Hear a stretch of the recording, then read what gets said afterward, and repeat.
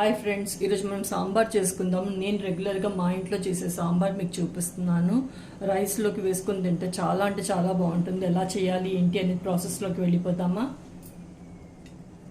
చూస్తుంటే నోరు ఊరిపోతుంది కదండి. సో ఎలా చేయాలి ఏంటి అనేది నేను చూపిస్తాను. మనం అలాగే చేసుకుందాం. హాయ్ ఫ్రెండ్స్, నేను మీ శృతిస్ మంత్రాకి స్వాగతం అండి. ఈరోజు మనము అన్నంలోకి కావాల్సిన సాంబార్ చేసుకుందాం. ఎలా చేయాలి అంటే ఫస్ట్ నేను దీనికి అన్ని వెజిటేబుల్స్ కట్ చేసి పెట్టుకున్నాను. ఇప్పుడు సీజనల్గా వస్తుంది కదండి. గాజర్ తీసుకున్నాను, కీరా తీసుకున్నాను, ఆనియన్, టమాటా, ముల్లంగి తీసుకున్నాను, అలాగే సొరకాయ, వంకాయ, డ్రమ్ స్టిక్ అండి. ఇవన్నీ వెజిటేబుల్స్ మీకు ఏం వేస్తారు. నా దగ్గర ఏమున్నాయో అయ్యే వాడాను. మీ దగ్గర ఏమున్నాయో అవి వేసుకోవచ్చు మీరు. అలాగే అండి, కందిపప్పు కడిగి పెట్టేసుకున్నాను. కొద్దిగా పసుపు కూడా వేసేసుకున్నాను. ఇందులోకి మూత పెట్టేస్తున్నాను. స్టవ్ ఆన్ చేసేసానండి. 3 విజిల్స్ రాగానే ఆఫ్ చేసేద్దాము.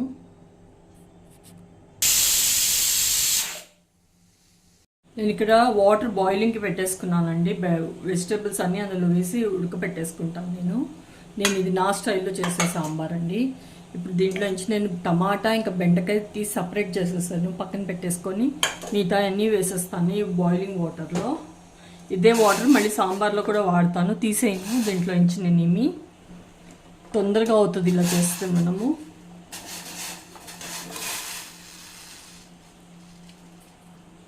కొద్దిగా సాల్ట్ కూడా వేస్తున్నాను. మిక్స్ చేద్దాం ఇది.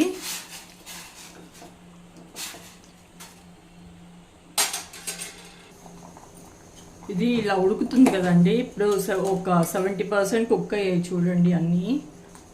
ఇప్పుడు నేను ఇక్కడ బెండకాయ ఇంకా టమాటా వేసేస్తాను. ఆ వేడి మీద మగ్గిపోతుంది. ఇప్పుడు ఇది తీసేస్తానండి. ఇక్కడ వేరే మూకిడి పెట్టేసుకున్నాను. ఆయిల్ వేసుకుందాం.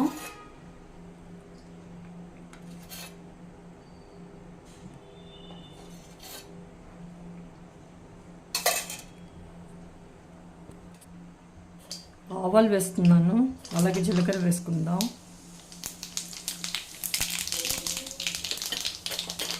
కొద్దిగా పసుపు వేస్తానండి. అలాగే ఇంగు కూడా వేసుకుందాం. ఎండుమిరపకాయలు కూడా వేస్తాను. కరివేపాకు వేస్తున్నాను. ఇదండి కొద్దిగా పసుపు వేస్తాను.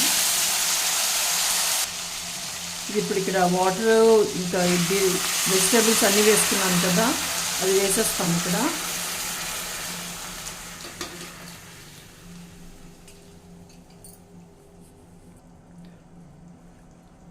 అలాగే నేను ఇక్కడ చింతపండు అండి వాటర్ తీసి పెట్టుకున్నాను.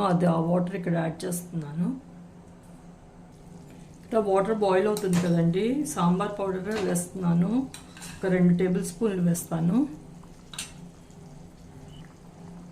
బెల్లం వేస్తున్నానండి. కారం కూడా యాడ్ చేస్తానండి. 1 టీ స్పూన్ వేస్తున్నాను. ఇందాక 1 స్పూన్ వేసాను కదండి, ఇక్కడ ఇంకో స్పూన్ వేస్తున్నాను. ఇందాక వెజిటేబుల్స్లో వేసుకున్నాను. కరివేపాకు వేసేస్తా. ఇది కొత్తిమీర కూడా వేసుకుందాం. పప్పు ఉడికిందండి. మొత్తం మెదుపుకున్నాను కొంచెం వాటర్ వేసేసి. ఇప్పుడు ఇది ఇందులోకి వేసేస్తాను.